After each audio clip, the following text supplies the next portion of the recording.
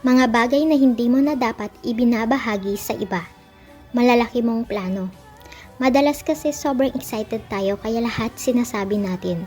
Ang problema, kapag hindi natupad ang mga binanggit mo, iisipin ng iba na bigo ka. Tandaan, hindi mo naman kailangan ipaliwanag ang lahat sa kanila. Number 2, ang love life mo. Ang relasyon mo ay para lang sa inyo ng partner mo. Mas maganda kung pribado ito. Kahit sa pinakamalapit mong kaibigan, may mga bagay na mas mainam na hindi na ikwento. Number 3, ang sweldo mo. Hindi naman uso sa atin na ibahagi ang saktong kita. Kung minsan, nagkukwento pa rin ang iba. Hanggat maaari, wag na lang. Kasi hindi pare-pareho ang sitwasyon ng bawat tao. Number 4, ang susunod mong hakbang.